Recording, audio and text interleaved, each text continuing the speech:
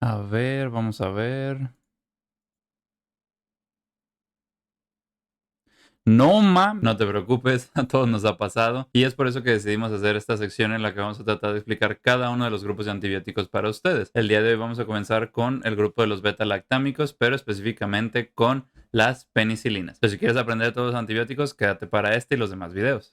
Bien, entonces para empezar con lo que son los antibióticos beta-lactámicos, primero, ¿qué es lo que los caracteriza? La estructura, que es precisamente donde viene su nombre. Entonces, todo este grupo de antibióticos se van a caracterizar por tener esta estructura, que es el anillo precisamente beta-lactámico, el cual va a tener una función muy importante dentro de lo que es el mecanismo de acción y pues le da esa característica especial que les menciono.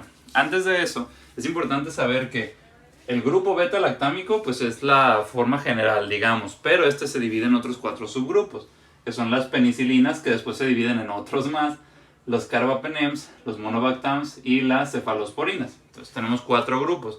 De estos 4 grupos, importante mencionar que todos tienen penetración en el sistema nervioso central, sí, pero con la condición de que solamente cuando las meninges se encuentran inflamadas es cuando estos pueden entrar. ¿Cuál puede ser el caso? Por ejemplo, meningitis, ¿no? Un caso sencillo. A excepción de dos, la ceftriaxona, que es parte de las cefalosporinas, y el astreonam, que es parte de los monobactams, siempre, en todo momento, no importa el estado de las meninges, pueden penetrar el sistema nervioso central. Muy importante para cierto tipo de condiciones. Entonces, ahora sí, volviendo a lo que era el anillo beta-lactámico, y aquí el mecanismo de acción, ¿qué es lo que va a suceder? Bueno, esto es una representación de lo que es la pared celular de una bacteria, que está formada, pues como ustedes ya saben, por peptidoglucano. Pero yéndonos un poco más adentro de eso, si recuerdan, está formada por dos cosas, que es ácido acetilmurámico y ácido acetilglutámico. Entonces, esas dos moléculas forman como tal lo que es la pared celular y lo que va a suceder es que si se fijan en las partes moradas, que es lo que está representado por el ácido N-acetilmurámico, va a haber unas cadenas de aminoácidos. En realidad aquí son como 4, yo nomás les dibujé 2 porque son los últimos que más relevancia tienen. Entonces, ¿qué es lo que pasa?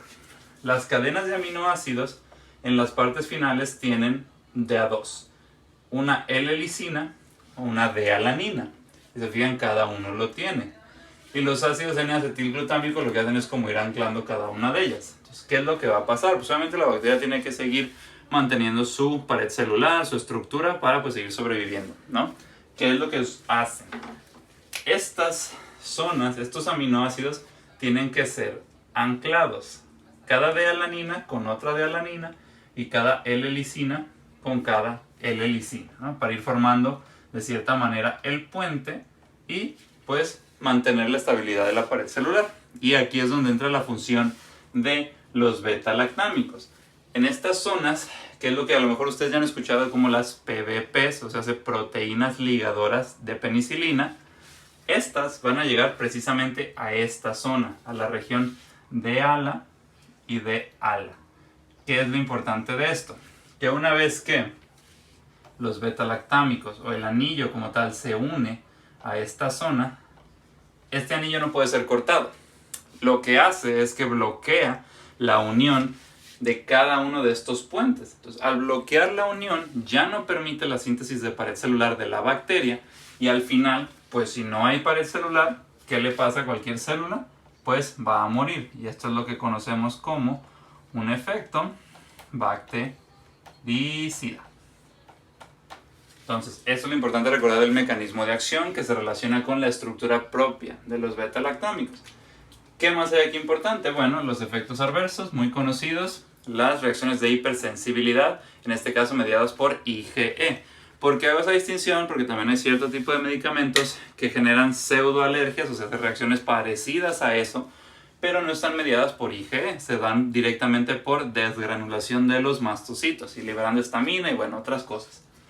Otra reacción que comparten entre todas, o la posibilidad de generarla entre todas, es la reacción de Jarisch-Herxheimer. Y bueno, ¿qué es eso?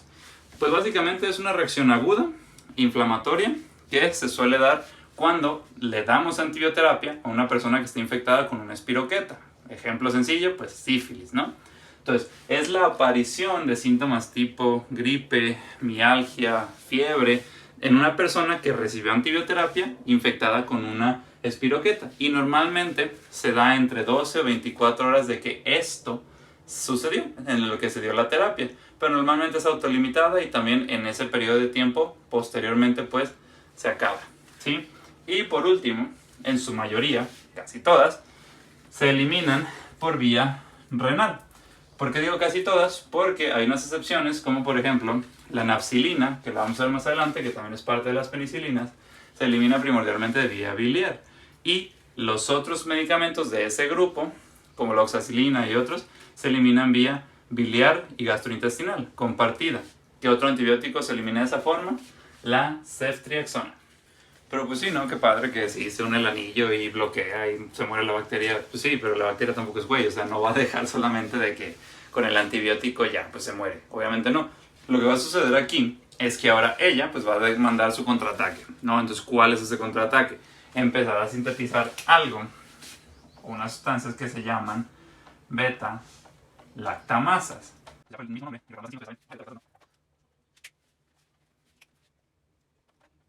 Entonces, una vez creadas las beta-lactamasas, pues como el nombre lo indica, lo que van a hacer es romper directamente el anillo beta-lactámico que tienen nuestros antibióticos para ahora sí permitir que se liberen de los aminoácidos que están en su pared celular para que se pueda continuar la síntesis de pared y así pues no morir en el intento, ¿no? Pero también, de nuevo, nosotros, jeje, que listos, ¿no?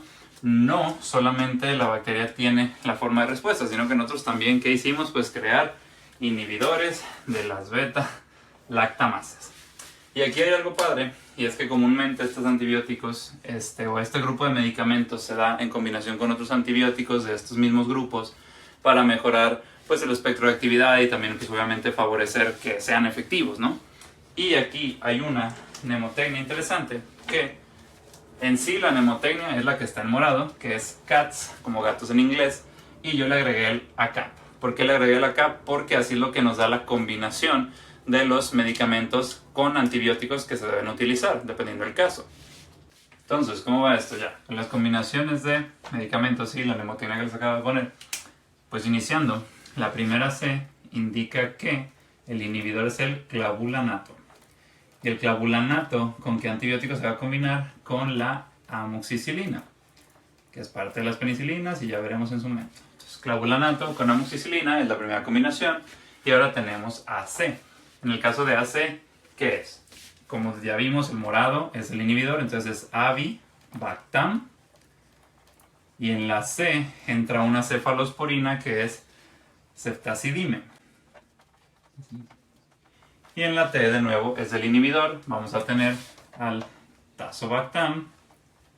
Y lo que se combina con tazobactam es ampicilina, que es también uno similar a la amoxicilina. Y por último, vamos a tener el sulbactam, en el caso de la inhibición, sulbactam.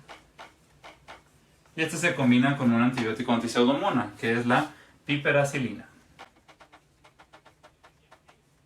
Entonces ya con esto, siempre tienen que recordar que las bacterias van a secretar beta-lactamasas para romper los antibióticos que nosotros usemos, pero sí tenemos forma de responder con la administración de inhibidores de las beta-lactamasas y las combinaciones existentes, pues son la mnemotecnia CATS-ACAP, clavulanato con amoxicilina, avibactam con ceftazidime, tazobactam con ampicilina y sulbactam con piperacilina. Entonces, para empezar, vamos a tomar primero, dentro de las penicilinas, como les dije, se dividen en otros 4 grupos y el primero van a ser las penicilinas naturales.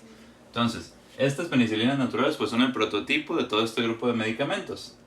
Tenemos de 2 tipos, penicilina G o penicilina B. ¿Cuál es la diferencia de ambas? Pues simplemente el modo de administración de cada una. La penicilina G, si se dan cuenta, es intravascular o intramuscular y la penicilina B es la que sí podemos tomar vía oral. Y aquí también hay una distinción importante, que en la penicilina G, la que es intravascular pues es la cristalina, sin ninguna otra complicación. La que es intramuscular la podemos dividir en 2, que es la penicilina procaína o la penicilina benzatina. ¿Y qué las distingue a estas dos? Bueno, en sí lo que son las sales de procaína o el medicamento en sí, procaína, tiene una biodisponibilidad más alta y por tanto también se dice que se metaboliza más rápido, por lo que podríamos inferir que tiene pues un tiempo de acción un poco más corto. a diferencia de las sales de benzatina que tienen lo contrario. Entonces tienen una disponibilidad o una absorción más lenta, por lo cual les da una acción mucho más extendida a lo largo del tiempo. Entonces, de acción corta, de acción un poco más larga. Esa es la gran distinción. Y ahora, estas penicilinas en sí, ¿en qué tipo de infecciones o contra qué organismos las vamos a usar? Pues tenemos de varios. Primero, vamos a tener que lo podemos usar en cocos gram positivos, especialmente aerobios, como por ejemplo del tipo Streptococcus pyogenes o Streptococcus pneumoniae. Y ahora, también cocos gram positivos, pero también tenemos cocos gram negativos. ¿Cuál infección o cuál patógeno podría ser el que tendríamos en este caso? Especie de Neisseria y meningitis. Entonces atacan tanto cierto tipo de cocos gram positivos como cierto tipo de cocos gram negativos. Y también, que quizás esta ya se la sepan, la penicilina es muy usada en infecciones con espiroqueta, especialmente en sífilis. Entonces la bacteria que causa sífilis es Treponema pallidum. Y también muy usada la penicilina en este aspecto. Y por último, también puede ser usada en aquellos microorganismos que son ramificados. ¿Como cuáles? Bueno, nocardia es uno de ellos, pero específicamente las penicilinas se usan contra actinomyces. Entonces tenemos Streptococcus pyogenes pneumoniae entre los cocos gram positivos, meningitis en los cocos gram negativos, espiroquetas y microorganismos ramificados, ¿va? Entonces ahora en el caso de los efectos adversos, la que nadie les sorprende, ya se la saben, reacciones de hipersensibilidad, pues de tipo alérgico, ¿no? Y también al mismo tiempo puede dar nefritis inducida por medicamentos. Otra que es importante mencionar, aparte de estas dos, es que las penicilinas pueden dar hemólisis. Ya, ¿por qué dan hemólisis? Bueno, lo que sucede en este mecanismo es que supongamos que hay ya compuestos bacterianos libres que forman algo que llamamos aptenos. Y ahora esto viene un poco de inmunología, pero pues básicamente un apteno es como una molécula, un compuesto pequeño que no tiene la capacidad de generar una respuesta inmune. Pero ¿qué pasa? Que cuando, por ejemplo, las penicilinas o los antibióticos deciden llegar y anclar estas partes, ahora sí son lo suficientemente, digamos, considerables como para dar una respuesta. ¿Y esto qué es lo que va a generar? Que nuestras células del sistema inmune se activen y empiecen a generar anticuerpos. Por ejemplo, anticuerpos IgG que van a ir dirigidos contra nuestros, no tenía marcador rojo, contra nuestros glóbulos rojos. Entonces, si la IgE se junta con nuestros glóbulos rojos, lo que va a pasar es que pues, obviamente el sistema inmune lo va a detectar y va a empezar a destruir los glóbulos rojos, y es por lo que nos da hemólisis. Y esto se puede detectar con la prueba de COMS directa, que básicamente lo que va a hacer eso es analizar una muestra sanguínea para verificar si hay anticuerpos preformados contra los glóbulos rojos. Entonces en sí, penicilinas naturales, esto es lo que nos queda de relevancia, que es el primer grupo. Ahora el siguiente grupo de las penicilinas, después de las naturales, vienen las penicilinas que son resistentes a beta-lactamasas. Y ya vimos, las beta-lactamasas son las enzimas que van a romper el anillo beta-lactámico y con esto pues van a inhibir la acción del antibiótico, ¿sí? En la bacteria. Entonces, ¿qué es importante de esto? Que ¿cómo se les da la resistencia a las beta-lactamasas? Bueno, aquí mismo, dentro de la estructura, vemos que está el anillo beta-lactámico, pero lo que se hizo es agregarles como una molécula más grande, un compuesto más grande, que, por ejemplo, puede ser algo llamado isoxacilina. Y esto lo que va a hacer es no permitir que las beta-lactamasas puedan llegar al anillo beta-lactámico y con esto pues no destruir o no inhibir la acción del antibiótico, ¿sí? ¿Cuáles son los antibióticos que vamos a encontrar en este grupo? Pues la nafcilina, dicloxacilina y oxacilina.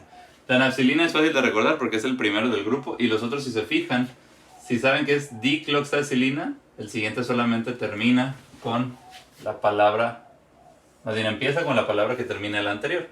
Entonces diclo y oxa. ¿Y qué es importante de esto? Bueno, a lo mejor ustedes lo han escuchado, que de este grupo es donde venía o donde pertenecía la meticilina, ¿sí? Entonces, si ya vieron esto, ¿contra qué tipo de bacterias creen que va a actuar el grupo? Pues sí, van a actuar contra Staphylococcus aureus. Pero, pues obviamente, aquellos que son MRSA, ¿qué significa? Aquellos que no son, bueno, son los que son resistentes a meticilina, entonces solamente pueden actuar contra aquellos que no son resistentes a meticilina. Los efectos adversos, mismos que ya mencionamos, pueden dar reacciones de hipersensibilidad junto con nefritis, pero la siguiente parte es la que es más importante. ¿Por qué? Entonces, si son resistentes a las beta-lactamasas, ¿cómo van a ser las bacterias para sobrevivir a ellas? Ahora, en vez de dar enzimas que destruyan el anillo beta-lactámico, lo que hacen es que dentro de su estructura de nuevo de la pared celular, aquí lo hicimos en chiquito, tenemos las PBPs, las proteínas ligadoras de penicilina. Entonces, recordarán que había aminoácidos al final, espero todavía se acuerden cuáles les dije, pero lo que pueden hacer es que en vez de terminar, por ejemplo, con el D-ala, que sería D-alanina, pueden cambiar el tipo de aminoácido, cambiar lo que se encuentra en esa zona por otra cosa, lo cual no va a hacer que las penicilinas o que estos medicamentos se puedan unir, y con esto, pues si no hay adhesión, no va a haber inhibición y la bacteria va a poder seguir viva. Ese es el mecanismo de resistencia y esto es lo especial de este grupo. Si se fijan, es de los que tienen un espectro más pequeño porque está prácticamente dirigido a esto y a aquellos que no son resistentes a meticilina, por lo cual de verdad es un espectro muy disminuido. Entonces ahora en el siguiente grupo, todavía continuando con lo que son las penicilinas, vamos a tener a las aminopenicilinas, que en este solamente vamos a tener de dos tipos de antibióticos. Y creo que son conocidos porque a todos nos ha tocado que nos los den mínimo una vez. Entonces, por un lado tenemos amoxicilina y de otro lado ampicilina. ¿Qué diferencia entre ellas? Bueno, algo en la biodisponibilidad, pero también recordar que la vía de administración es diferente. La ampicilina no tiene administración vía oral, pero la amoxicilina sí, y comparten vía intravenosa ambas, y la ampicilina también se puede dar vía intramuscular. Entonces, las aminopenicilinas en sí también las pueden llamar penicilinas de espectro más amplio, ¿sí? Entonces, para recordar cuál es el espectro de actividad de las aminopenicilinas, hay una mnemotecnia que a mí me gustó bastante, que es HELPS. Entonces, ¿de dónde viene todo esto? Vamos a irnos una por una. Entonces, son dos H's, dos C's, y luego ya todo se va de esta forma. Entonces, la primera H indica que pueden ir contra Haemophilus influenzae. La siguiente dice que pueden ir contra Helicobacter pylori. Entonces ahí ya completamos las primeras dos H. Las E, ¿a qué se refieren? A, por un lado, Escherichia coli, y por otro lado, a Enterococcus. La L viene de la bacteria que es Listeria monocytogenes. La siguiente P es una bacteria que suele ocasionar infecciones de vía urinaria, ureasa positiva, que es Proteus mirabilis. Y las últimas S están fáciles de recordar porque pues son algunas de los gastrointestinales que ya conocen, que es Salmonella por un lado, Shigella, y la última, recordando las primeras penicilinas, pues esto viene del inglés, ¿no? Pero son las espiroquetas. Entonces, con esta mnemotecnia pueden recordar todo el uso clínico de las aminopenicilinas, y en los efectos adversos sí hay unos un poco más, bueno, así como el espectro de actividad es amplio, pues también ahora los efectos adversos. Los que nos quitamos de lado rápido, pues los que ya conocemos, ¿no? Reacciones de hipersensibilidad o nefritis intersticial. Están muy relacionados con dar diarrea, se dice que es muy común ese efecto adverso, pero estos dos también son muy importantes. ¿Por qué? Uno es la colitis pseudomembranosa, que si ustedes recuerdan, pues eso sucede por proliferación de Clostridium difficile en el colon, ¿no? Es una de las manifestaciones que puede dar. Y comúnmente se da cuando hay sobreterapia de antibióticos. Bueno, no sobreterapia, pero pues es una complicación que se puede dar. De hecho, esta complicación puede pasar con cualquier tipo de terapia con antibióticos, pero se dice que las aminopenicilinas son las que se han visto más relacionadas a generar esto. Y por otro lado también pueden generar un rash. Y dice, bueno, pero ¿qué importa si solamente es un rash? O sea, también es normal, ¿no? Una reacción de hipersensibilidad. Bueno, no, porque lo que aquí pasa es que nos puede dar una distinción muy importante en que hay puntos en los que se llega a diagnosticar mal una faringoamigdalitis bacteriana, que normalmente lo ocasiona, pues, por ejemplo, Streptococcus pyogenes, pero también puede haber otras bacterias. Y virus también.